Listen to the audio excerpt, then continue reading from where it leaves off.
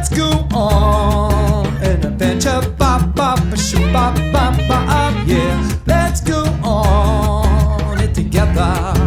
I did it, let's go on an adventure. Bop, bop, shoot, bop, bop, bop, yeah. Let's go on it forever. If you're feeling blue,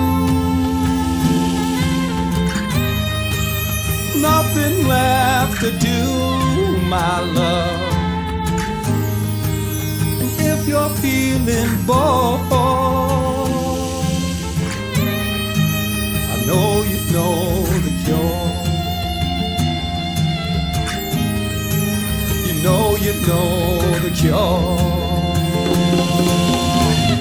Let's go on an adventure. Bop, bop, shoot, bop, bop, bop, yeah. Let's go on it forever. I did it, let's go on an adventure. Bop, bop, shoot, bop, bop, bop, yeah. Let's go on it together. I did it, let's go on an adventure. Hey everyone, thanks for tuning in to another episode of the Musical Chairs in Massachusetts, where we feature and spotlight local musicians of all genres from all over New England. My name's Nikki. I am joined by my co-host, Christopher That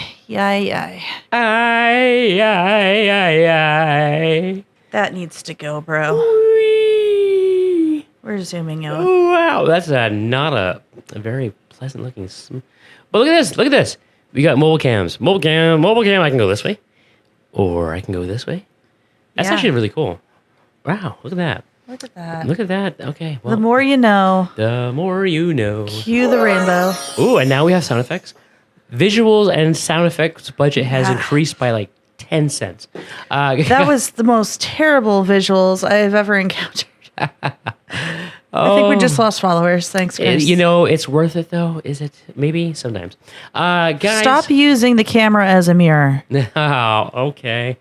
Thank you guys for tuning in on another episode of a fully hinged episode of the Musical Chairs in Massachusetts, where we find musicians, chain them to a brick wall. We don't do any of that. And get them to perform some of their greatest hits. You're right. We don't Never. No. Never. Not once, not ever. No, but sometimes we think about it. You're Lulu Delulu over here. Yeah, you know what it is? It's the 5 pounds of animal crackers I've just eaten. Eat your hearts out, PETA. Right? Hey, PETA! Anyways, guys, thank you for tuning in. We have, we're excited. We have a great guest for our show today. And somebody that I met, I guess I would say met, a while ago at a songwriter contest. That's how we both met him. Yeah, and I was really blown away by his vocals and guitar work. Just a incredible musician, and so can't wait to get into this episode. But before we do that, how's things going on with Nikki's world? I don't know, just been going out and checking out some friends of the shows, gigs around town, and nice. Trying to get more friends to come out and support also and spread the love. Oh, that's cool. Yeah. What about you, Chris? I'm just, living the dream. People hate it when I say that. No, I'm doing well. It's that time of year where the air hurts your face. And everyone's getting not COVID. No, but they're getting some type of cootie. They're getting some type of cooties, right? Yeah, there's a lot of cooties going around right now. Yep. I think I heard somewhere that New Hampshire has one of the highest rates of respiratory illnesses going on right now. Oh, that's yummy. So, yeah, it's a little rough on the lungs, but it is what it is. You sound like you're hacking up hairballs. Well, I'm past the coughing stage. Oh, that's good. And I'm now being, put into the ground because I'm past the coughing stage. Get it? Being buried. All right, let's introduce our next guest, shall we? Oh, we can't have an intro that quick. Jeez. Okay. Okay. This is terrible. I know people are like, what's happening? Yeah, no. So time of year, we all got to make sure that we're, washing our hands and taking our vitamins and vitamins, especially that vitamin D, because there's a lot. No, I'm taking this in a normal place. I'm a child. Yes, because there's little sun out there this time of year. Although we are getting more sunlight. Yeah, when we took our selfie with this guest, it was 4:30, and the sun was still out. The sun was still out. Yes, so we're getting closer to the warmth. It is true. I think they are definitely less days to the spring than there were a few days ago. Wow, Chris Smart. Anyways, but yeah, so great. And then the weather's been brutally cold. Yeah. Brutally cold, like you said earlier. The polar vortex. Polar vortex. Yeah. Yeah, I It's tell you. not pleasant. No. And then that your color, it's that time of year where the color of your car is a nice color of salt. Yeah. Also a PSA. If you go to your favorite brewery and you buy a 4-pack, make sure you actually bring it into your house so it doesn't explode in your car. And for all my gigging musician friends, bring the damn guitar in. It's too cold. You mentioned that, and like I have a bunch of these. We always have these Polar, the spiciest of all. The waters. spicy TV static water. Yeah. So I had like 2 12-packs in the car on that night where it fell negative 17 below. Yeah. Oh, no. 2 of the cans absolutely shredded open. And then several of them cannot be placed onto a flat surface because they are the shape of a football. Weebles wobble, but they don't fall down. Yes. And so I learned a lesson. Not really. I don't learn lessons. I just make the mistakes over and over. They're called teachable moments. Teachable moments. Yeah. But it's fine. They still taste great. Slush. The slush. It's like clank, clank, clank. And like what's going on with your soda can? It's like, Polar Italian ice. Oh, yeah. Polar, there's an idea for you. Mamma mia. Oh, God. It's me, Mario. Anyways, yeah, so Polar. There you go. Free idea. Anyways. Hey, trade you for a sponsorship. Yes, please, indeed. But no, guys, okay, I want to go back to serious land. Our next guest is a terrific guest, and he is from the area of central Massachusetts. And not only is he a great musician, but also an actor. I think that's the first. Yeah, that is another first. Yeah, so... just great kid. And I can't wait to get into this interview and have you guys check him out and enjoy the show. So, Nikki, why don't you go ahead and introduce our next guest? Today, we've got an incredible guest joining us, Kvein. Hailing from the Worcester area, Kvein is a talented singer, songwriter, actor, and now budding filmmaker. Recently, Kvein made his debut as a director with a short film he's working on turning into a full-length feature. Kevein's also been busy on set. His latest project, 0 Day, features the legendary Robert De Niro, Angela Bassett, Jesse Plemons, and Connie Britton, which will be premiering on February 20th. Welcome to our studio, Kvein. Hey, how's it going? Hey, yeah, thank you for coming down and hanging out with us for the day. We appreciate you. Yeah, Kvein, man, you got... I remember I saw you out in the Brew Barn when we first started this musical journey. It was the first annual songwriter contest, Otter River Pub Songwriter Contest. Yeah. Once it moved to the Brew Barn. That's right. Yeah. And then I remember hearing your voice and just like, this man can sing. Wow. And his guitar playing is incredible. Oh my God. It, like, It's very kind. I've been having so much fun just like listening to you like warm up while we were getting ready here. So serious. You know what's going to happen though is that I'm going to be playing like absolute garbage when it's time to actually play. no, Like, no pressure. I planned it like that. That's right. Yeah. On camera, you know, and then off camera, it's like, Bach, you know, just whatever. Yeah. It's movement number 9. Well, thank you for coming, and let's get down into it, shall we? So, how did music first enter into your life? Was it something that you grew up with? That's a good question. Yeah, I think music has always been part of my life. You know, like when I was a child, I would always sing in the car. I'd drive my family crazy. Yeah, oh yeah. And I remember I had this song as a child. And it was called Mountain Lady. And it was inspired by like John Denver, you know, whatever. Yeah. And to this day, my brother will bring it up and stuff. But yeah, so yeah, absolutely. It's always been there for sure.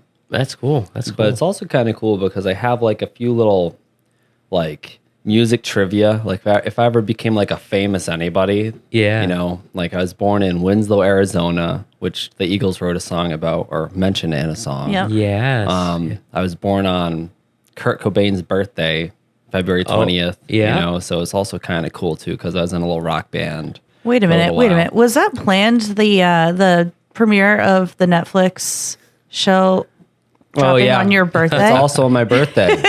Wow. And so, yeah, they're a little weird. There are a whole bunch of weird things that have happened in my life where, anyway, I'm talking way too much. No, well, that's what the It's show's your all. show, yeah. I appreciate it. Yeah. Yeah.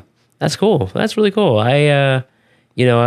Music is such a impactful part, and it's important that we have it throughout our lives, and it's even cooler to see how it impacts and influences musicians' lives, in particular, because they not only do they appreciate it, but then they get to, perform and show off their versions of their songs that they make. So it's cool to see you out there. And so when you first started doing your own music, did you start off with the guitar? How did that journey look? Yeah, I actually, I originally just wanted to sing and play piano. Really? Piano is like, it's my first love, Oh, that's awesome. But I never, it was one of those things where you have to make choices, right? Right. And I was like, well, then I have to carry a keyboard with me everywhere, blah, blah, and it's just a lot less accessible, Right. So part of the reason why I learned how to play guitar was because my brother had just moved in when, he was living with some roommates for a little while, and he was transitioning into like this big move that Okay. we'd later find out.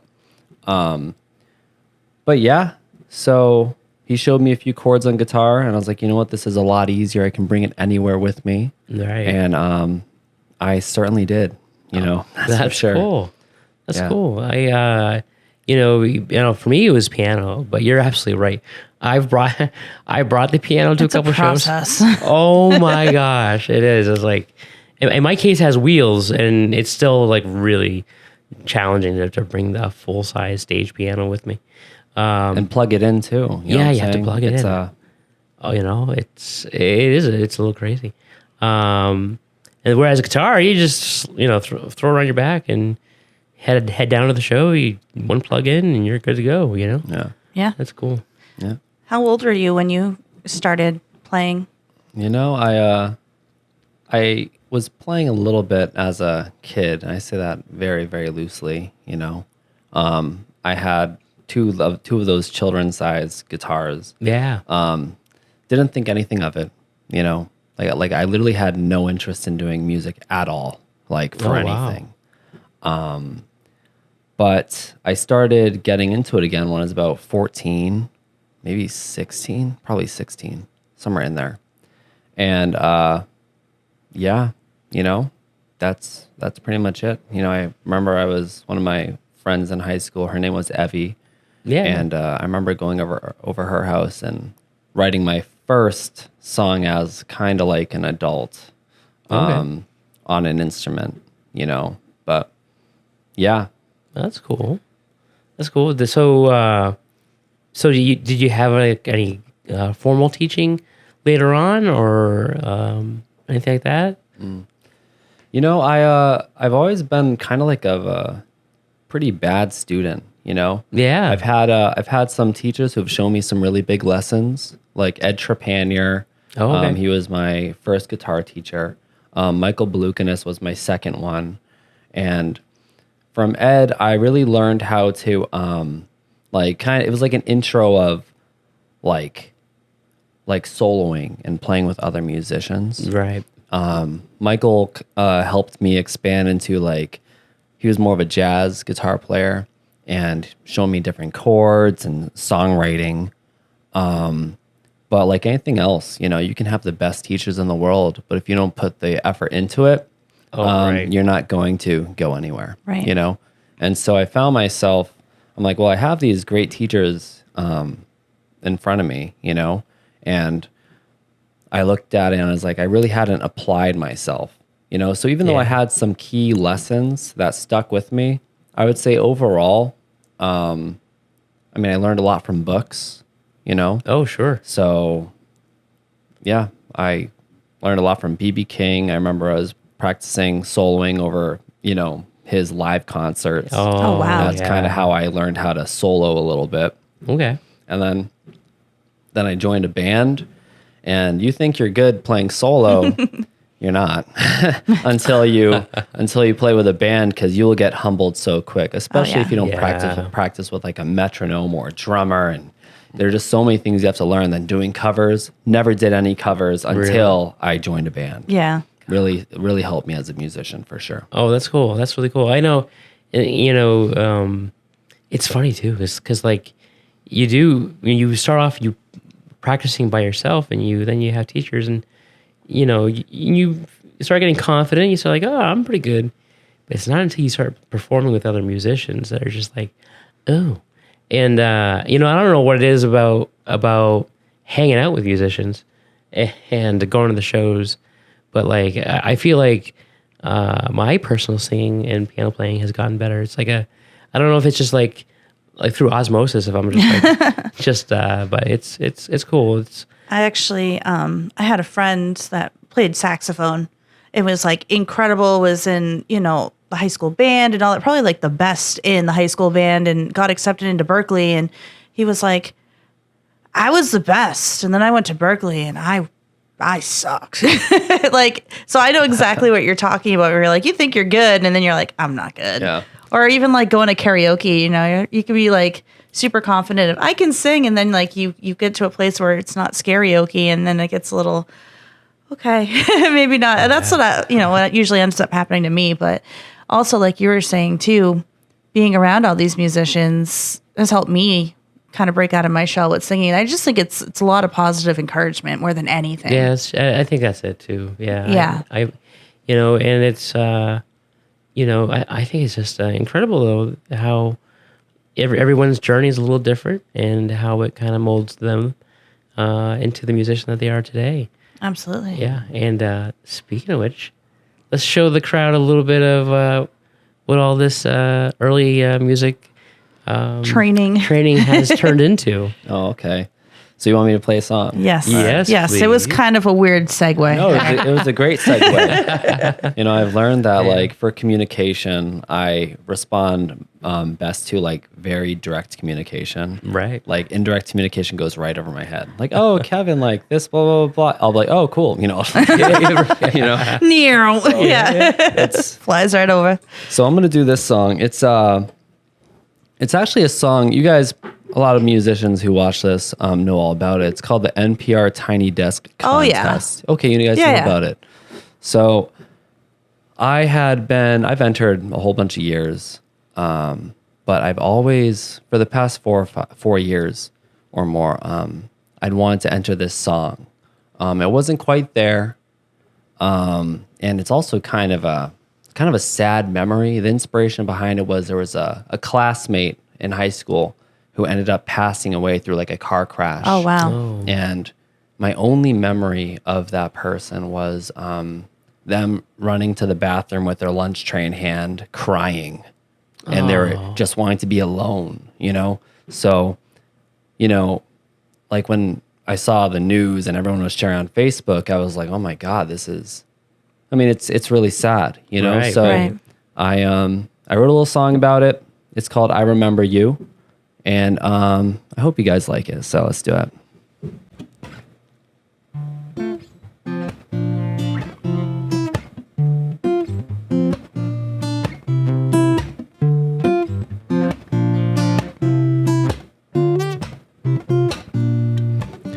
I remember when people would say, I bet he's gay, oh, I bet he's gay.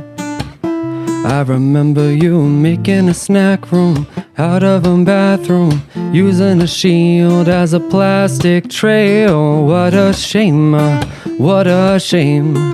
We'd all thought we'd have yesterday to make a change and wipe the slate. Make a change, yeah, make a change.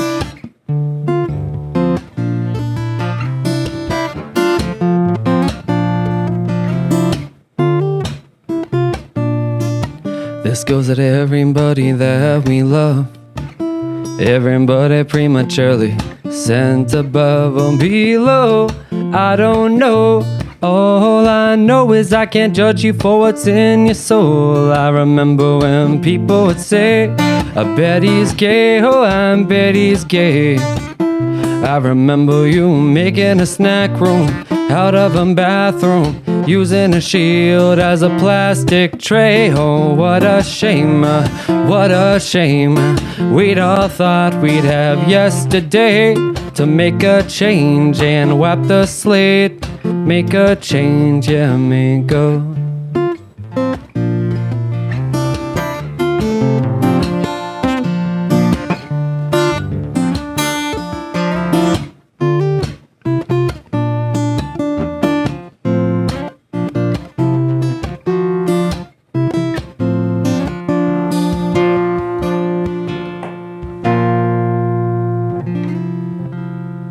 And that's a little piece of it, you know. Oh, that's That was so beautiful. Cool. Yeah. Yeah, thank you very much. I appreciate it, you know.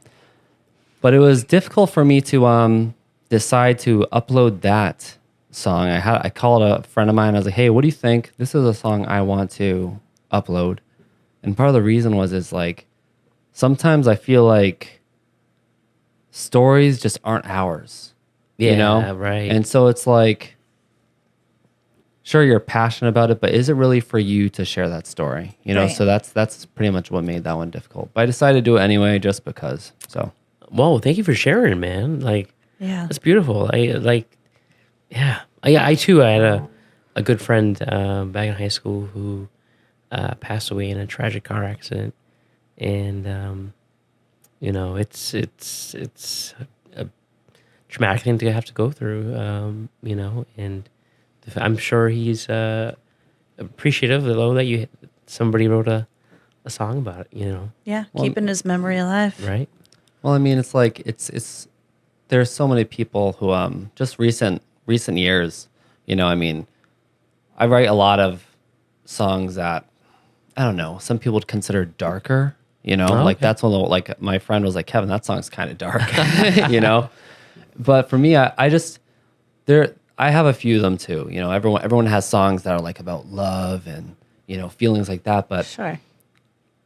every once in a while, I just want to write something, and my entire set list, almost my entire set list, was just like songs to me have a message greater than, oh, got my heart broken, I'm crying now. Yeah. Or F this person. You know what I'm Right. saying? Right. To me, it's like, I just want to play something that actually has a message deeper than beyond oneself, you know? And that shows the maturity of a developed songwriting ability. You know, is you know, you have a lot of those songs about failed relationships and whatnot, but it's the songs that you can evoke emotion from an inanimate object or something like that. Like write a song about a tape measure and get somebody to Yeah. cry over a tape measure, like stuff like that. Like it's that's the cool creative part that I really appreciate from people who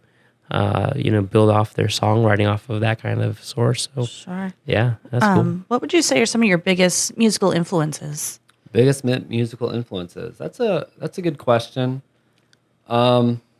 I honestly think that the biggest influences on me have been people in the local community. Okay. So I'm gonna name drop a few. Sure. I have to first drop Eric Fournier. I don't know if you guys know who he is. He's a singer-songwriter from Worcester. When I first entered the scene, Yeah. I remember we were playing at an open mic at the Raven in Worcester. He ran it. And I just remember he had such a commanding stage presence, such a voice, and great songs. And to this day, you just have performances that really stick with you. Sure. And Yeah. you measure every other performance that you see against it. And he had a great performance.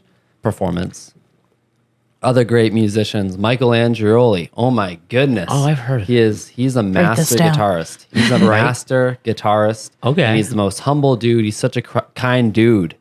And same open mic, same night. Oh, wow. I wanted to smash my guitar before, and then Michael Andreoli made me want to pick up the pieces and just smash them more. You're like, But Oh my gosh. so talented. Molly Jane Gain was there. If you guys know Molly, a voice of an angel. She's so talented. Who else? Leon Legacy was there.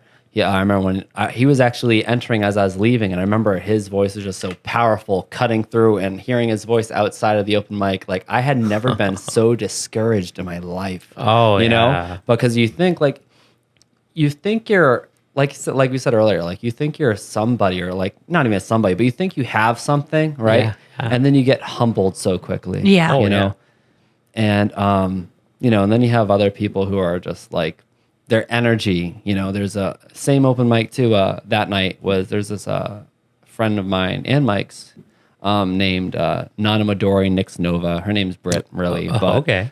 her energy is just like always just like so cool. You know what I'm saying? Yeah. Oh, So when you nice. take all these influences as when you're first entering a community, you're like, oh my goodness, That's awesome. So Yeah, it's anyway, it's amazing, and it goes to show you around just in New England, in our area here, it's just amazing how much talent there is Yeah. out there. yeah, And but- I don't even see us running out of talent anytime soon. Oh, no. We're booked out. I think we have one date left in June, and we haven't even scratched the surface No. of musicians that we can get on the show in this area alone. And so far, we've had over 70 walk through this door. oh yeah. I mean, Yeah. it's endless, and it always surprises me how much talent that we have in Massachusetts, and never mind the the entire U.S. Right. oh, right. You know, Yeah. I think what it really comes down to for success, if we're talking about success, and what would you guys define success as in regards to musicianship or being a musician? Oh, artist? this is a reverse question. Whoa. Oh, I like this. That's a really good question. I think from what we've experienced so far, for us is what defines as a success as a musician are the ones that can do it full time and support their family. Because that takes a whole level of courageousness, and It's a big step, It's big a big leap. step. It's a big leap. And Scary leap, actually. yeah, because you are leaning 100% on your craft, your skill and ability. You're going from knowing what you're probably going to take home every week and, knowing that's always going to be there to maybe I'll get a gig, maybe I won't. So Yeah. it's kind of a scary leap, and I give them a lot of credit for that for sure. So if they're able to make it, definitely like you said, success there. Yeah. I don't know. I feel like it's a kind of a loaded question.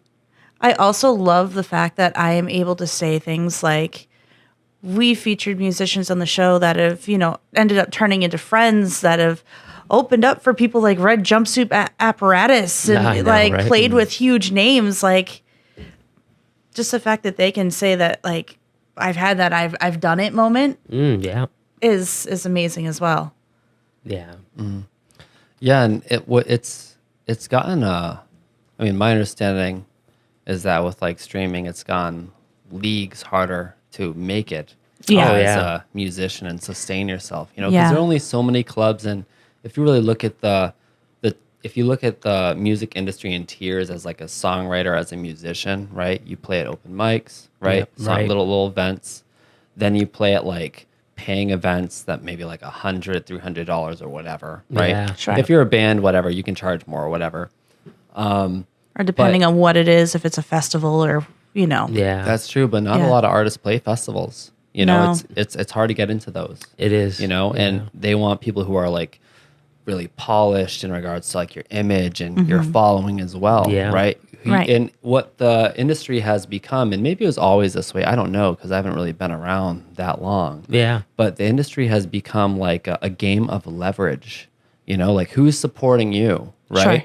So That's like exactly some- how it is. you know? Yeah. But Right. I mean, like this, I mean, it is what it is, right? People support people for whatever different reasons, you know? Right. Right. But I don't know. I just feel like, you know, I mean, when you're talking about making it, you know, it's like, sure, you can do things for the love of it, right? Right. Right. But it's like streaming has completely, it's changed the game in Sure. good ways and bad ways. You know? I agree. I So, agree. I don't know. Like in terms of exposure, amazing. Yeah. In terms of monetizing, Yeah, compensation.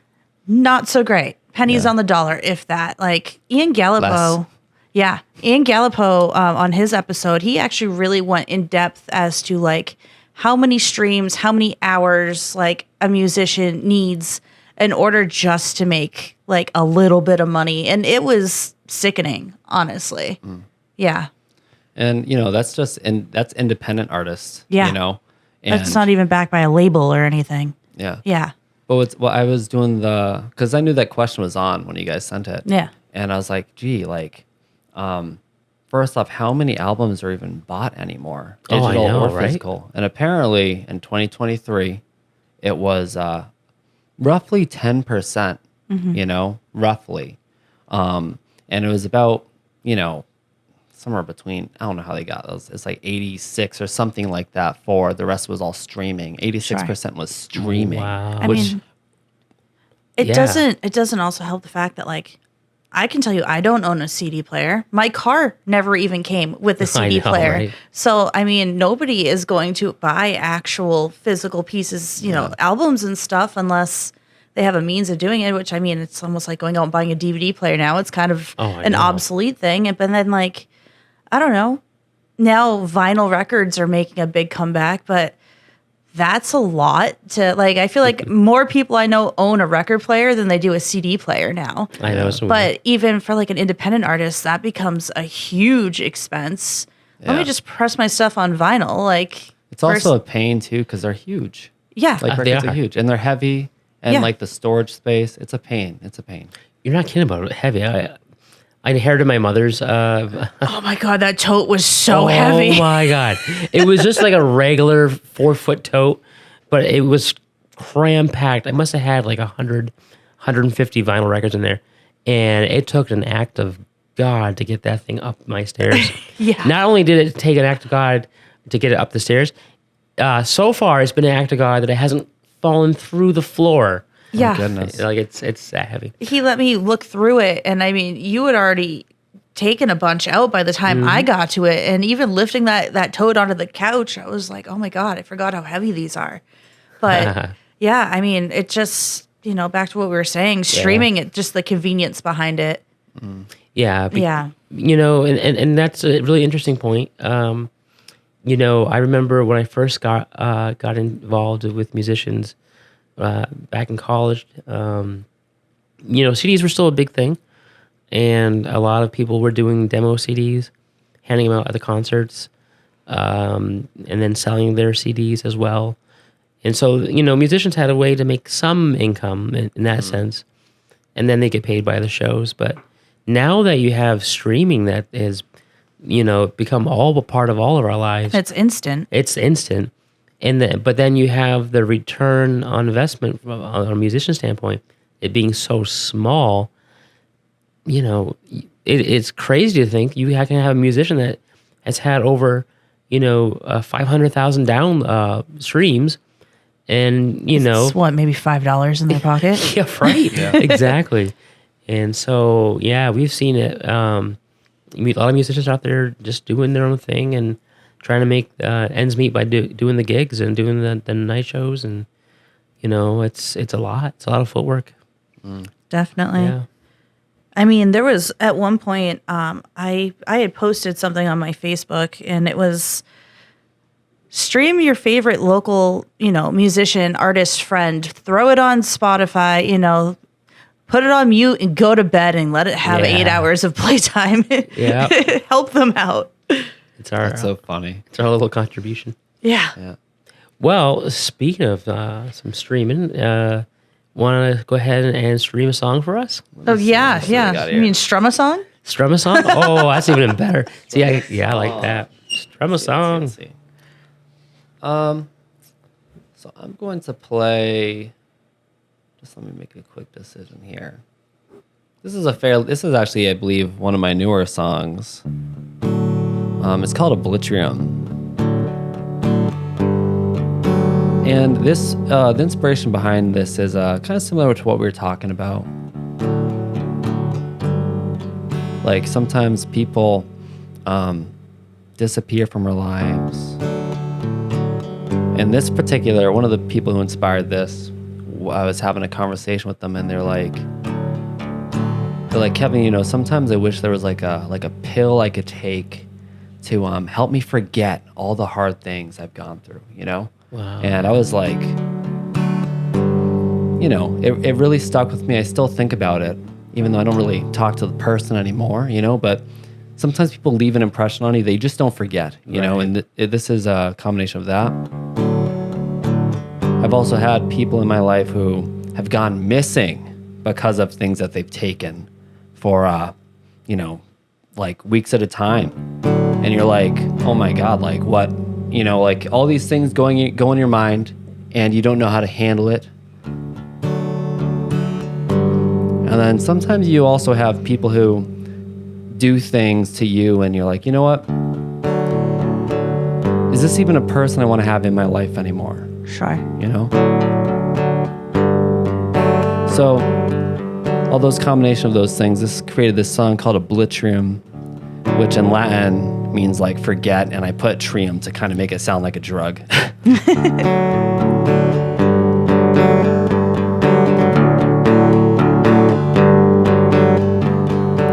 My friends don't call me anymore, and her face slowly hits the floor. And while we used to be somebody else, there was a time back when there was love.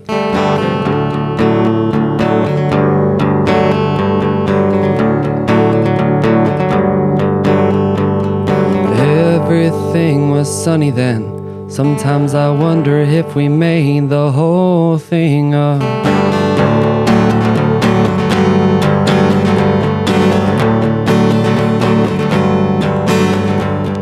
Give me another pill. I'm gonna have my fill. I don't wanna remember. I don't wanna remember. I don't wanna remember myself. Give me another pill. I'm gonna have my fill. I don't wanna remember. I don't wanna remember. I don't wanna remember anything else.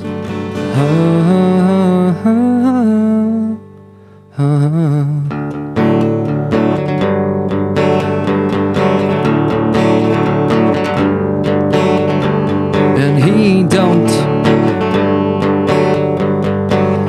Some things I can't forget, and I'm stuck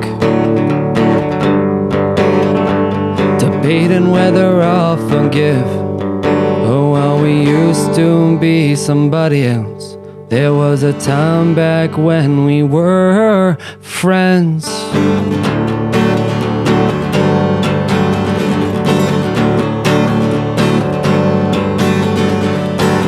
everything was sunny then. Look at us now, gloves in hand.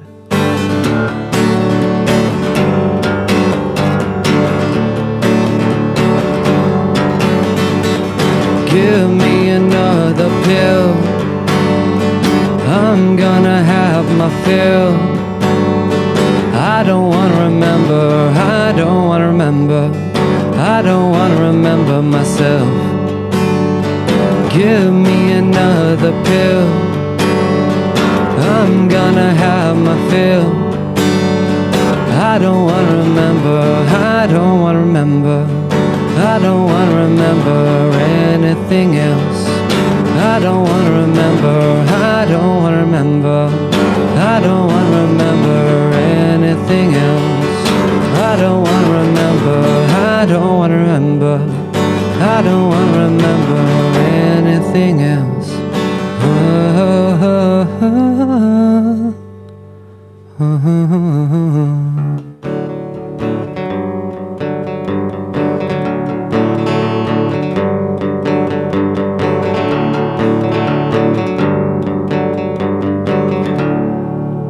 A little something like that, and that's called a Blitzroom. Thank you so much. Wow. You're Well- very kind. That was a very slow version. I was like, oh man, this is gonna be bad. No, That was beautiful. If there's one thing I do want to remember is that song. Yeah. Very kind. I appreciate it. Yeah, that's great. So, do you have like an enjoyable part of songwriting, and then do you also have a challenging part of a songwriting that you want to share? You know, I enjoy songwriting very much so. You know, it's when I first started playing guitar, you know, when my brother showed me my first couple chords and to work on, within a few minutes I had like the inner workings of my first song. Okay. And I remember first I was strumming like just straight down, kind of like what I was doing now, but Yeah. you know, I added in the upstrokes by it felt like to me this was what I was supposed to do. You know, I got this feeling. I was like, this is what I'm supposed to do, you know.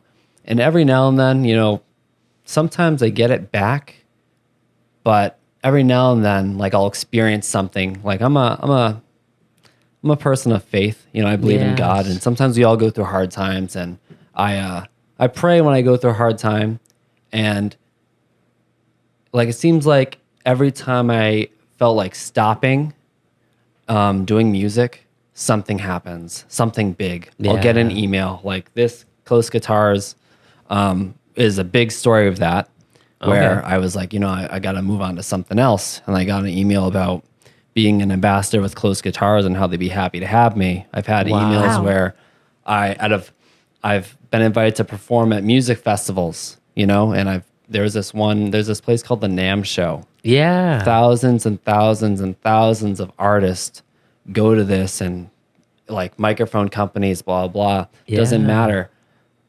But like, I remember I was selected to perform at the NAMM Show. Oh, wow. And I was like, how? You know? And we're talking about like being polished as a musician. How? Out of all these people, how? Why me? I don't think there's a reason, you know? Right. But I do have a lot of faith, and I don't know how stuff happens like that. You know, truly, I don't have, if you look at my Instagram, garbage. Oh, You look yeah. at my promotion. I mean, I do promote shows. Right. But I mean, like, if you look at like my content, it's not crazy. You know, Right. I'm not one of these influencers who has these crazy, No frills stuff. Yeah. You know? Yeah. I mean, I have a photo behind me that I have a friend, Pat Delaney, and he did such a great job with those photos I've taken with him. Yeah. But I mean, like, seriously, I mean, you know, I'm done talking about that, you know? Yeah. Hey, you know, it's funny how those things work. You know, it's great first off, it's great to have faith and prayer. That's a huge part of, you know, all our journeys. But then also when you know, feel that you are being supported from beyond, like things just happen, things just are, you know, just are put in place to make possible. And that's incredible that you got to go out there on the NAMM Show and perform out there. Yeah. Yeah. It was what was that like? Oh, what was it like? Yeah. It's interesting. When I first heard about the NAMM show, is through this documentary of this photographer, and he ended up kind of mentoring this, I think it was maybe 16, 17-year-old guitarist he saw online who was playing a Stevie Ray Vaughan song. Oh, yeah. Or something like that. That guitarist's name is Tyler Bryant. Okay. And he reached out to Tyler and was like, hey, you're a great player. And Tyler at the time, Tyler and his family, if I remember correctly, they were like, oh, is this guy going to help our son do something with this music thing? Yeah. And the photographer was like, I take photos. Yeah, right. So, but he ended up taking him to the NAMM show, and Tyler's just like ripping guitar and just like slaying it, and people are looking in his little booth. And I remember just having that memory thinking, my goodness, like, I want to go there. You know? And then, I'm not nearly as good as Tyler Bryant, but it's, that was my first, interaction with it. And to answer your question in regards to what it felt like, it felt surreal. It felt like it's in Walmart. Right. Yeah. Because it's like you're there. There's all this music happening around you. I had some of the people who I played in a music festival prior were also invited to perform at the NAMM show, and I met people who ended up moving from Massachusetts to California who are also attending that year. Yeah. Oh, wow. And just a whole bunch of different little things where it's like it's such a small world. Sure. And it's I don't know. I mean, it's like you're here. Yes. You'd think it felt like you're glowing, but it's just another room. Right. The difference is the companions you have with you. I made a whole bunch of friends. I got to meet the brothers of Close Guitars. That's cool. And I met the crew as well. And, those parts are the special moments for sure when you get to interact with the people. Yeah, that's awesome. That's great. Yeah, it's always awesome when you can, get to those kind of type of milestones in your life where you're like, is this really happening? And that's so cool. So that's so really cool for you. What about you guys? What are some cool things that you're proud of that you've been like, oh my goodness, I can't imagine that this happened? We nuts. have a few. Yeah. Well, let's share, Oh my gosh. So, since we started this show, I don't know. It was just so many of them. I think my biggest one. Yeah, you want to give me yours first? Having Over the Bridge come on was a huge deal for me. It's a band they've toured with like the Dirty Heads and Slightly Stupid and Cully Buds, and it's a band, they're local to here, but I've been following them for probably 8 years or so, and just shot in the dark. I'm like, nothing ventured, nothing gained. I'll reach out, see if they want to come on, and they were like, we'd love to. And I was like, oh my God. I felt like I met my heroes that day. Like it was awesome. And then to really deep dive behind the songs that like I've been listening to for so long, and they're like, you're gonna perform it with us. And I'm, what? Yeah. That was definitely a huge experience for me. I think for me, and it's not, I guess it's kind of both in a part of the show, but outside of the show. When I was out in the Harburg Rock Festival as a photographer, part of my photography business, and there was one point by the small stage where I am surrounded by two musicians that are running the sound, and about 7 or 8 musicians that are either getting ready to perform or have performed, and there was musicians up on the stage. And I had to like stop myself in it for a second. I'm like, I'm friends with all these people. Yeah. Yeah. And like we've had all these people on our show, and it was surreal. Yeah. I'm like, what kind of crazy photographer is going to like Woodstock? Was like, oh, I know Jimi Hendrix. I know like, right. Yeah. It was just wild. So for me, that was a major milestone to be in that moment. to realize like, wow, I like look at where we are now. Sure. And yeah, and every moment after that, Yeah. has been just wild. Like I saw Over the Bridge, they opened up for Bad Fish, which is a Sublime cover band, a couple weeks after they were on the show. And, you know, my best friend and I, we always go see Bad Fish. And now Over the Bridge happened to be opening. I'm like, Trav, I'm like, you gotta come. Like, first of all, it's our band. I'm like, but also like, Over the Bridge is awesome, you know? And he was like, okay. And I like walked into the bar and the lead singer was like, "What's up, Nikki?" And gives you this big hug. And then the drummer walks out of the bathroom and was like, "What's up, girl?" You know? And he's like, "Oh my God, you know these people." I'm like, yeah, I kind of made some friends thanks to my podcast. But so like, yeah, That's just wild. being able to walk into like an area now and being like, I'm friends with these people. Like, is so freaking cool. Yeah, it's wild. And you know, having our musical guests has been real special because Yeah. they don't leave as musicians. They leave as friends. They leave as friends. Yeah. So you're gonna be no different. Definitely. Thank you so much. Yeah. So speaking of venues, do you happen to have like a dream venue? Like if you could pick one place anywhere out there in the world, what would you pick? You know, that's a hard one. You know, I know it is. I don't think I have a dream venue. No? You know, Okay. I'm happy. I have some friends who own venues, and I enjoy playing there. You know, yes. I only wish that I had the skill set to market, and also, I guess, you know, and I guess the following, so I could help make their businesses, you know, or have my shows be, you know, killer every time. Yeah. It takes a lot of work to get there. And I've had some great shows, but your friends only want to see you so many times. Yeah. You know? So, but dream venues, I don't really have a dream venue. I have a dream person I want to be, you know? Oh, okay. That's more Okay. of my style. Yeah. But dream venues, not really. All right. No, that's perfectly fine. The you know, we've had others to kind of give a similar answer where it's more about the experience Sure. than it is about the location. So definitely understand that. The but man, touching on a point about marketing yourself, that's not easy. Like that's so time consuming. And if you don't like doing that kind of stuff, like for me, like if I'm a musician, I'm like I'm focused on making my music. I'm not gonna like, you know, get a marketing degree and go out there, but Yeah.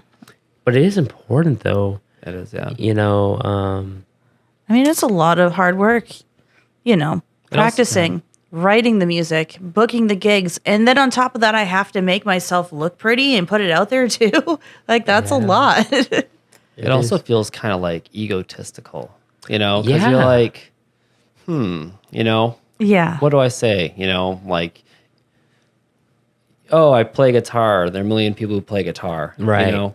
Right. So, it's a little weird, isn't it? Yeah. Yeah, it's a little awkward. I feel like talking about yourself in general is just hard. yeah. Yeah. I mean, I thank God I don't ever talk about myself. No, I am just completely humble. No, I'm just kidding. Everybody's like, he's lying. Yeah, no, it's really it's a whole thing. Like used to have labels that would just do all that work for you. Yeah, you had a PR team. Yeah, exactly. Yeah. Yeah, and you don't have that anymore these days. But I you know, the fact that the drive though is what keeps you going. It's what, you know, keeps you evolving. And you know, I definitely have seen just in the short period of time when I first saw you at the songwriters contest to now, some evolution there with your guitar work.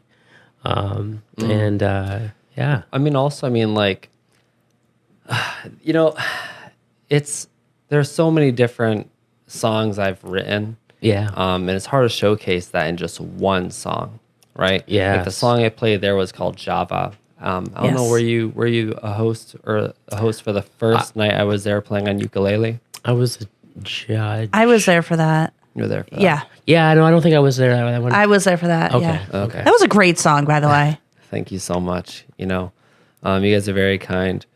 No, Well, I your mean- guitar playing on that song is awesome. Thank you so much. It's just you can't showcase everything that you can do Right. with just one song. You know, I can't showcase the lyrical depth in some of these songs I have with me today in that song because they're different songs. And that's what makes that songwriter contest hard, is because you have one song and you can't change it. You know what I'm saying? Right. Right. You have yeah. to stick with it. You have to play, you know, every week you're there, Right. you know. And granted, I love that song too. It's a nice song. But and also you have to worry about, okay, is it going to get boring for the judges? You know? So you have to think of ways to try to keep it interesting as well. And sometimes people have like little inputs that they want you to work on. And you're Yeah. like, well, you know what? Let me do it. Like I remember the last, the second to last time I ended up using a loop pedal. Okay. Just so I could record the whatever that is, and then do like some good showcase a little bit of lead playing, you know? Yeah. Because sometimes that factors into contests, right? Yep. But then I was like, well, I already showcased that. Let me just show them what I can do with just me and my guitar, just raw, just emotion, you know, and and it's also subjective. You could have a is. person who is a master metal guitarist who made the finals, Right. you know, where at that point, knowledge and skill doesn't matter if your judges are fans of like, you know, classic folk music. You know, Yeah, they're like, true. that's too loud for me. You know, you're clearly a great musician, you know, but at that point, it's like, what is winning, you know? Right. Right. So, I mean, ultimately in business and in life, I think the two ways where you can gauge if you're really a winner is if A, you're happy, right? Yeah. If you're happy, you Yeah, know, you're winning. that's winning. That's Yeah. winning right there. But if you're talking about like business, if you're making money, you're winning, yes. you know? So Right. those two combination of things, you know, but anyway, I just Yeah. talked way too much. I'm going to grab one of No. these golden nuggets. Those things are awesome. Yeah, they are. And they're also deadly when you throw them at your co-host at 100 miles an hour. I heard. What episode is that? That's the outro of every episode. Every episode. What? Yeah. Just starts off with like, here, catch. Pff, ah. Yeah. Well, Featured. Yeah. well, that's the thing is like, so he was throwing them at me and I was like, catching it. And he's like, hold on, I'll throw another one. You can catch it on camera. I'm like, all right. So I flipped the camera on me and I went to catch it, completely past my hand and got me square in the forehead. And I was like, you know, before I threw it, I was like, you know, watch me not throw it right and hit you in the head. And you're like, yeah, just throw it. And so I throw it and then it hits her. I was like, oh, I did that thing I just said I was going to do. Yeah, you spoke it into existence. I did, I really Yeah. That's hilarious. Do you have another song for us? Yeah, I do. I'm like, now that you've eaten chocolate, Yeah. the bane of musicians and musical chords. Yet you still stalk it. I know chocolate's awesome. So we just had an election. A part of me wants to play this song. So the story behind this one is when I was first starting getting out. There were I was playing, you know, with at this place called I think it's called the Unitarian Church or something like that. Oh, in okay. Worcester. And there's an event there called what's it called? It's like a folk music, and you have a whole bunch of like folk musicians from like the 60s who were like there. Yeah. You know? And I was like, I want to write a song that is reminiscent of classic folk music and kind of like a protest song. So I wrote this song called Gallops to Nowhere. And here it is. All right. What we got? These wheels, man. Let me tell you. Yeah, be careful with the wheels. We have to get like chalk blocks for them. I know. Oh yeah, makes it spicy. You guys didn't see this earlier, but Yeah. when I first sat down on the chair, I was like just sliding around. I was like, "What's happening?" You know? I know if you sneeze, you go right straight through the TV. But yeah, so this is Gallops to Nowhere. Let's see how it goes.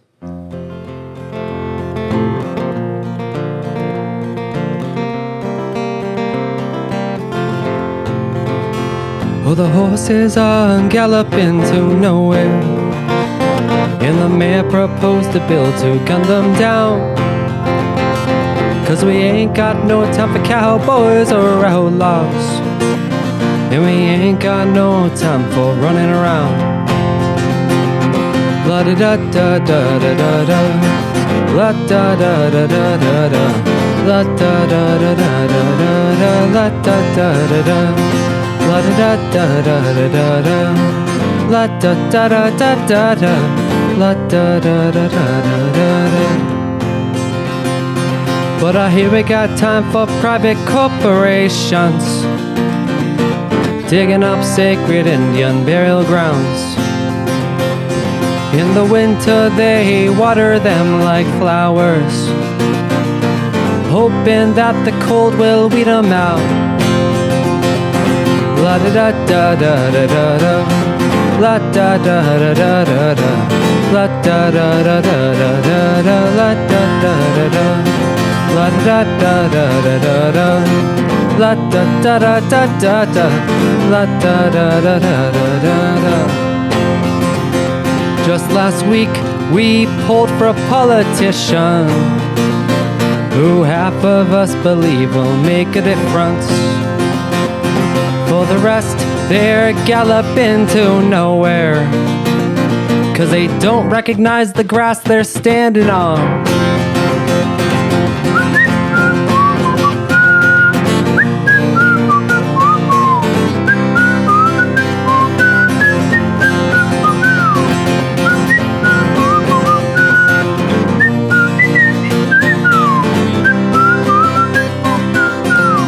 So, Chris, Nikki, do you guys know how to whistle? Oh, God. Oh, yeah? You guys want to do it?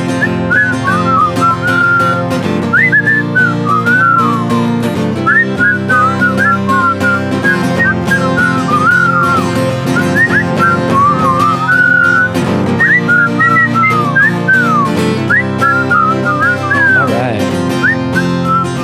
If you speak up, you'll be called a whistleblower. Oh, cowboy or outlaw, no one cares. Hell, if you're just galloping to nowhere, you're bound to find yourself in a few crosshairs. La da da da da da da. La da da da da da da da. La da da da da. La da da da da da da. La da da da da da da. Da da da da da da da. Oh, the lucky play cowboys and outlaws, and the cunning have been known to play both sides. When you're the only one who sells a silver bullet, old, fat, and rich, you're sure to die. But be careful where you get your information. Even if you got the truth, it's called a lie. Gandhi at one point was a racist, they say, and Marilyn Monroe was killed by JFK. Who am I to say what the truth is? Since the dawn of time, it's been screwed with. Come on. La da da da da da da. La da da da da da da. La da da da da da da. La da da da da. La da da da da da da. La da da da da da da. La da da da da da da da. But I hear there's still a man who stands for freedom,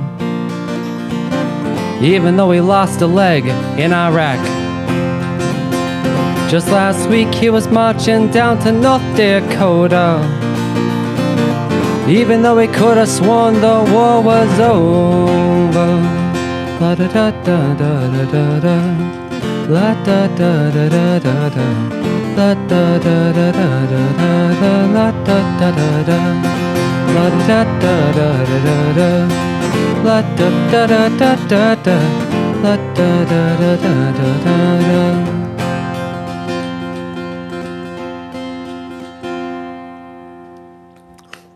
Whoa, that was a moment.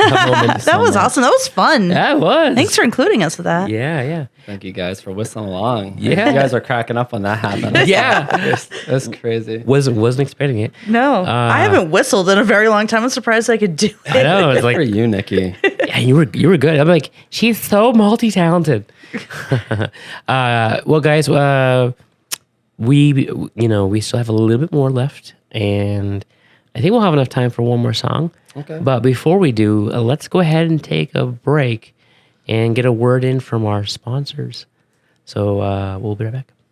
And we'll be right back after these brief messages. In 2025, be on the lookout for Derek D. Acoustic's upcoming album, Ashes to Acoustics, The Sonic Revival. Throughout the year, Derek will be releasing several singles leading up to the full album release, which will include a few extra tunes just for you.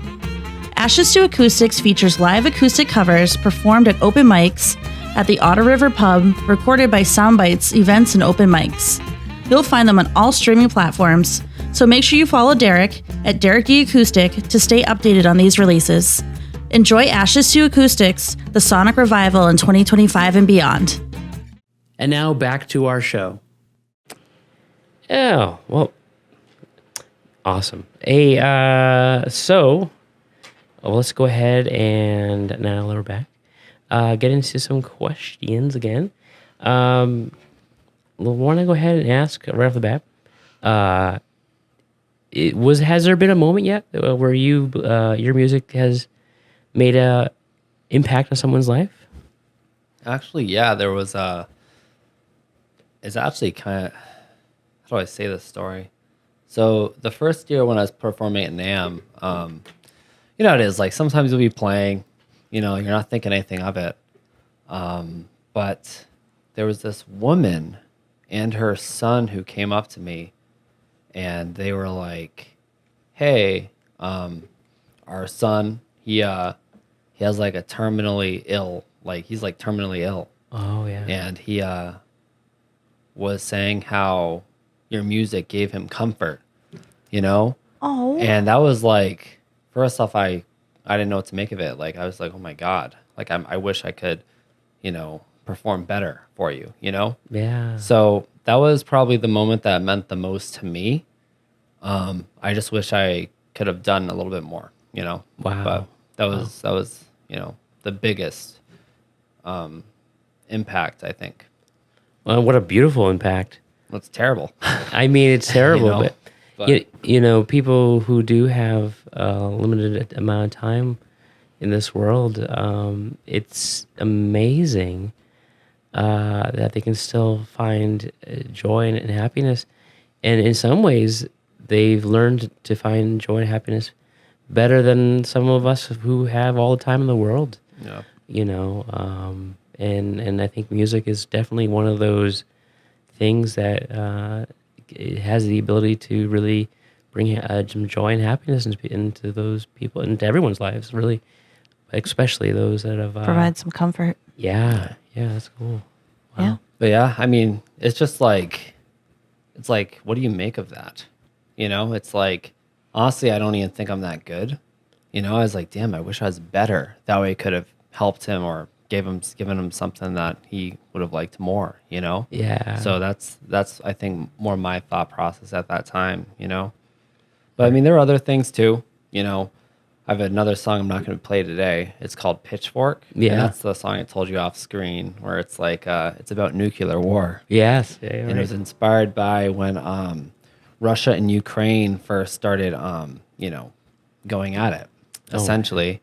And in the fear of like it's like a war of words essentially, with the U.S. and Russia and like, oh, you know what I mean? Like, yeah.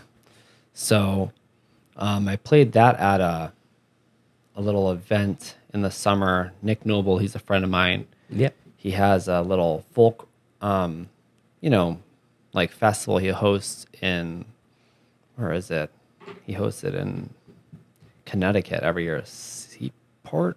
Maybe, I don't know. I'm messing that up. It doesn't matter. Yeah. But a woman was actually from Ukraine, and I told the story behind it, and she was like, sometimes I wonder if people even think about us, you know? Oh yeah. So that moment almost also resonated with me. Yeah. And then another song I wrote about a breakup, and then a woman who just was going through a divorce Yeah. at the same time was saying how that song meant something to her, you know? Yeah. So it's like all these little things, Right. you know, but, you know, it's very kind of people to share those experiences for sure.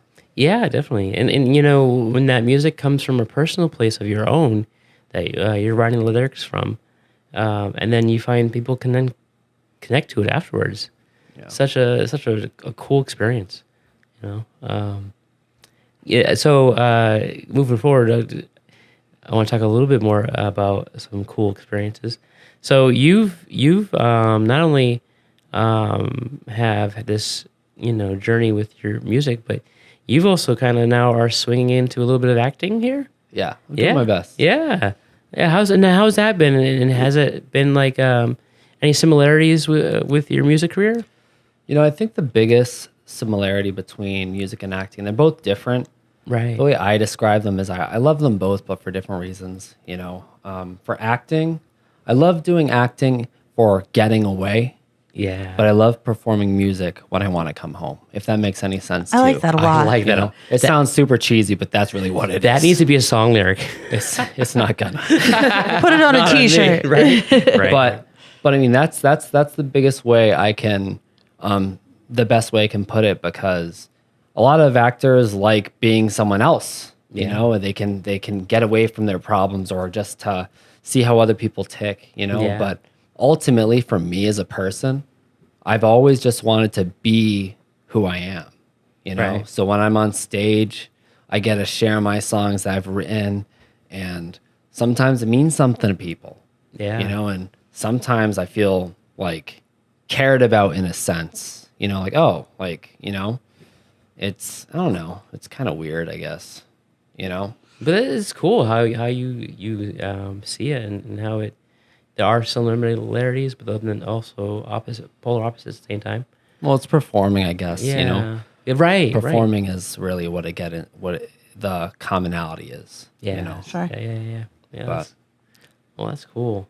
Nikki, do you have a question? Yeah. So, is there anything crazy you've ever experienced or encountered at a gig before or a show? Oh, you know what?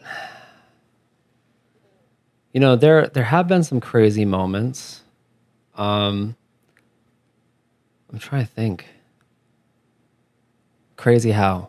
Like, when you say crazy, what do you mean? Like, I don't know, like you saw something out in the crowd while you were performing that you were like, whoa, that just happened. Or, Performing. Let me think. I know I have had those experiences. like, I couldn't make this thing up if I wanted to. Oh, well, this is a story that's a little bit funnier. So, you know, I feel bad for the people watching this, because here I am talking about this like introspective bullshit, essentially. And I'm like, you know, sometimes I feel like, I'm not being fun or whatever, you know. I'm just trying to talk from the heart. But so there's this one song I have called the Fight Song. Okay. And I remember it's like, oh, the chorus is like, I got my ass kicked today, whatever, blah, blah, blah. I was actually at this venue, and there was actually a fight between two women. They ended up fighting, and one of them got their ass kicked. Oh, dude. no. And then she comes into the bar, and then I start singing my song, I got my ass kicked today. You know? And then like everyone who's in her just starts laughing, and they're like, oh my goodness, did you plan that? I'm like, no, I don't, you know. They come up to me, they're like, and I look like the biggest asshole, because like, you know, because people can't see what you see and what you can't see. Right, But in their frame of reference, I'm like, oh man, dude, whoops, you know. So that is, I think, one of the crazier times. That's pretty tame for some people. Some people have seen some things, dude. Yeah. I think that's hysterical, actually. It's a funny little story, I guess. Couldn't have planned that better, I guess. Oh no. But That's better awesome. luck next time, you know, when she gets in a spicy situation, I guess. Like, is your music over here like creating mosh pits? What's going on? I know, my little folk, little sad songs. I think one of my favorite things I've ever said to someone was like, there was a hip hop artist one time, and he was like, we're like hanging around the bar. And he's like, oh, so you do music. What kind of music do you do? Right. And I said, oh, I play acoustic sad boy bullshit. And then this guy just like looks at me point blank and then just looks away. Can we title the episode for him, Kvein, acoustic sad boy bullshit? Oh boy. That's awesome. But yeah, dude, he did not talk to me for the rest of the day, but I still get a kick out of it. And sometimes people ask me that question. I'm like, maybe it's just a bad No, that sounds time. like a great album name, actually. Oh God, dude. But sometimes I'll like try it again. They're like, oh, like, so what kind of music do you do? And it's always the same reaction. People don't know what to make of it. I'm like, I play acoustic sad boy bullshit, and they're just like, and I'm like, okay, maybe that joke just doesn't land, So. I landed here. I thought it was pretty. Good. I thought it was pretty great. I was picking up what you were putting down. Well, we are nearing to the end. Yeah. But before we let you go, do you have any more? One more sad song. Well, I was actually hoping on like bringing it to a lighter. No, Yeah. I'm teasing. I'm joking. No, I didn't plan that for this set list. Let me see what I got here. Okay. So this song, I don't want to play that song. I'm torn between. Do you two happen to songs. have? And I only ask this because I'm a little biased, and I judged one of your rounds of the songwriter contest, Java, on that list. I don't have Java on this list. No. It's a good song. So that's the one that I don't. Like I said, I that's how I met you. So Yeah. yeah, that's the song that But kind of that's always resonates. But you that's know? okay because the audience is left wanting more. Yes. Oh, you know what? But sometimes I notice too is like people, like if you're an artist, right?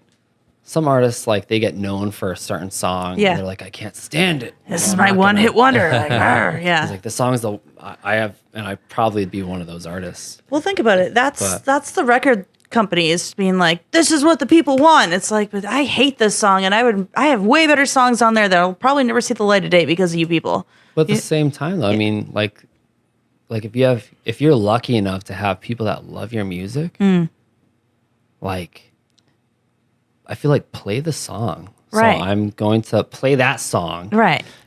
Right. Because I'll tell you the story behind this song. Yeah, okay.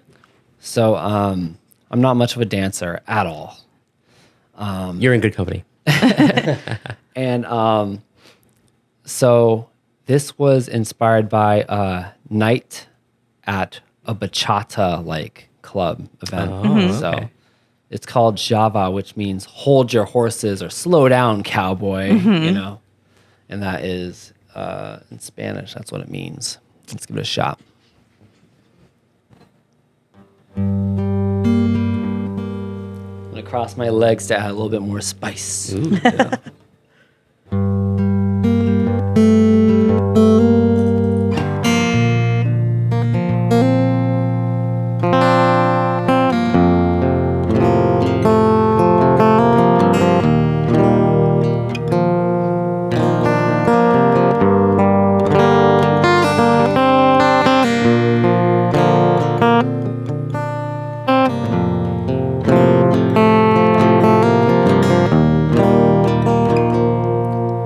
In a room of Spanish music, where the lightning strikes the walls, have you ever seen a woman dancing and your mind starts to crawl? Lips of red temptation, Java. What were you wanting to tell me, bachata? Tell me, darling, do you want chemistry? Tell me with your body, move your hands extra slowly. Tell me, darling, make a broken man believe.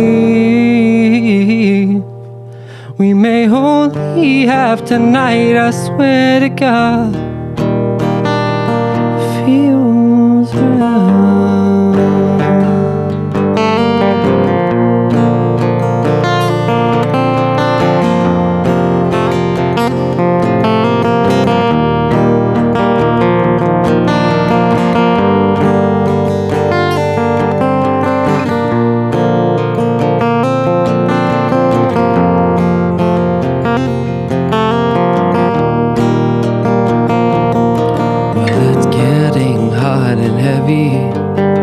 Desires in his eyes.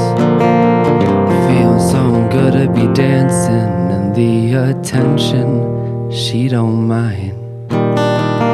Lips of red temptation, Java. What were you wanting to tell me, but Jada? Tell me, darling, do you want chemistry? Java, tell me with your body, move your hips extra slowly. Tell me, darling, make a broken man believe. We may only have tonight, I swear to God. We may only have tonight, I swear to God. Tonight, I swear.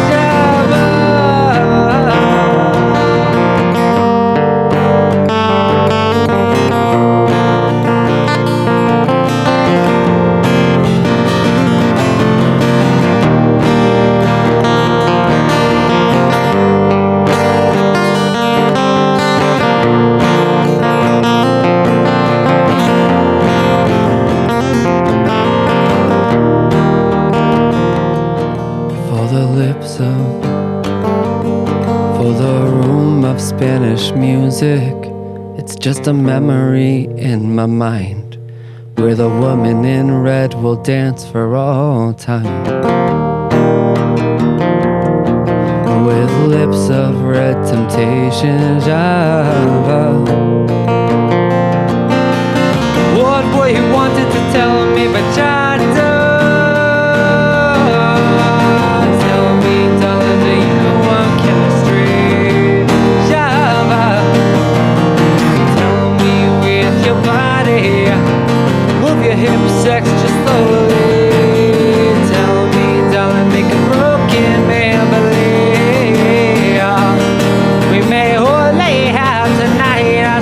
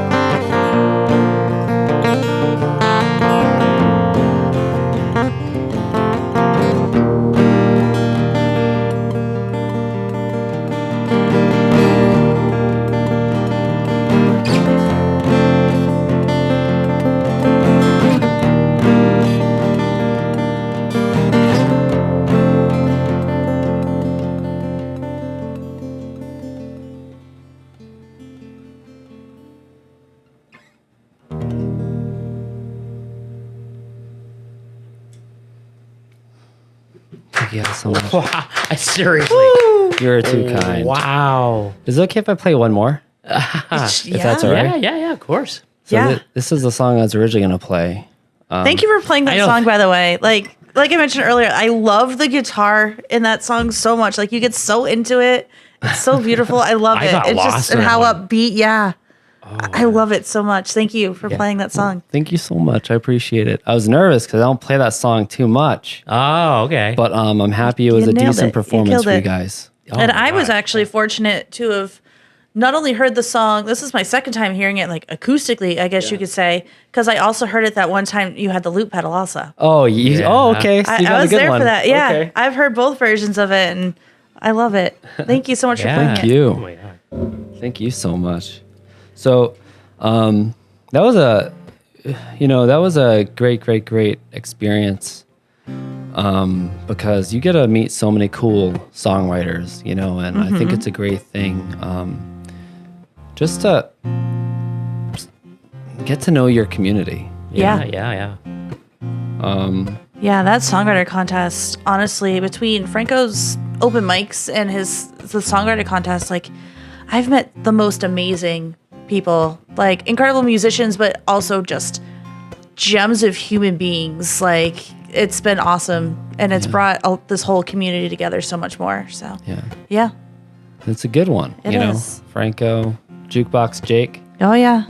Out there doing the Lord's work for the people. Yeah. He actually, the audience doesn't know this, but he sent a text. If you guys don't know Jukebox Jake, he's a very kind human. He is. Great person. He was on season 1, episode 1. So Oh yeah. not our finest work, but definitely give him a listen. I know we gotta get him back. we owe him We do. another episode. Jake, we're gonna get you back. Yeah.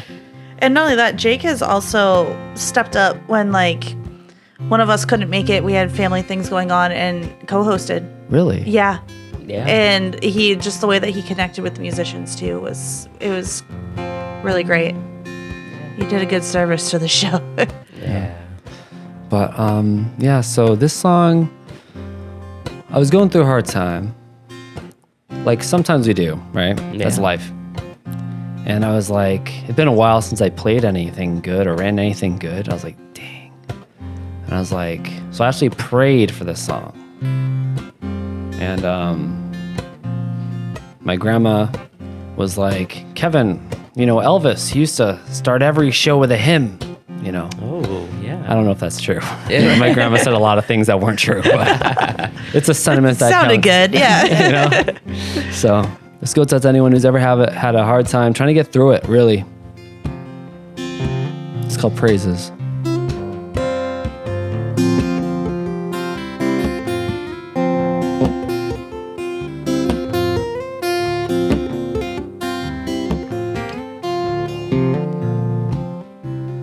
So many evil people in this world, bloodthirsty for glory, hungry for gold.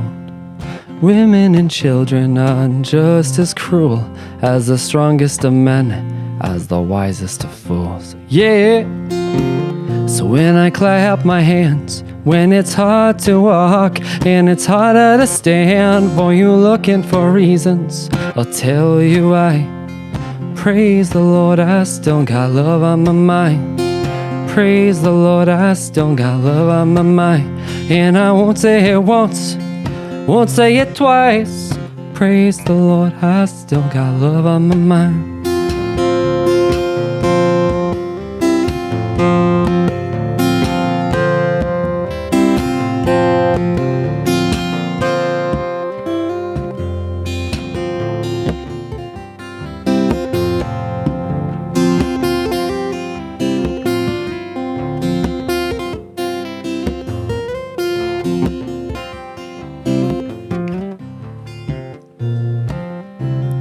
I've sunk deeper than ships, I've soared higher than planes.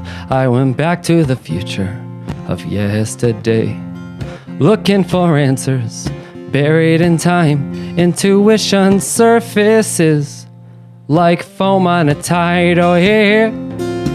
That's when I clap my hands, when it's hard to walk and it's harder to stand, for you looking for reasons. tell you why. Praise the Lord, I still got love on my mind. Praise the Lord, I still got love on my mind. And I won't say it once, won't say it twice.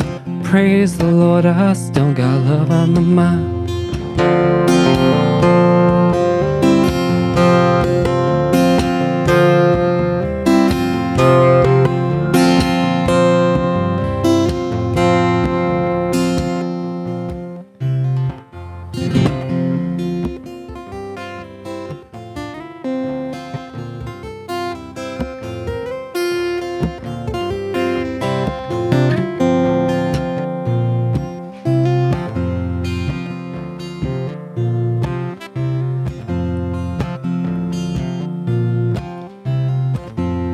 My spirit's been broken, so has my hope, but my dreams have been dangled on the end of a rope. All is forgiven, only God, one life. Praise the Lord, I still got love on my mind. Praise the Lord, I still got love on my mind. And I won't say it once, won't say it twice. Praise the Lord, I still got love on my mind. Oh yeah. When I clap my hands, when it's hard to walk and it's harder to stand, for you looking for reasons, tell you why. Praise the Lord, I still got love on my mind. Praise the Lord, I still got love on my mind. And I won't say it once, won't say it twice. Praise the Lord, I still got love on my mind.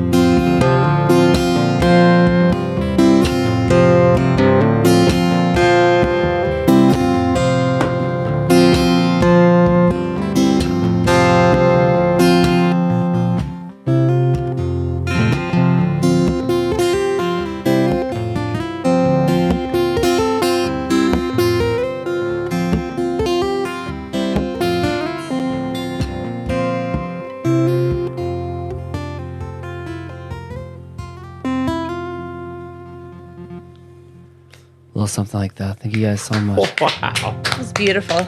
I appreciate it. I was like, Nikki, are you seeing what I'm seeing? Yeah. I just love. I'm glad. I'm glad. Yeah, this is a great way to end. Yeah. Because I wanted people to really see the level of unique control that you have with that fret and just the way that you're slapping those chords, man. Like, all sounded so great. Like it's voodoo, but you it's so much. But it's beautiful. Yes. You know, it's rough, a little rough, you know, but you know, sometimes it happens.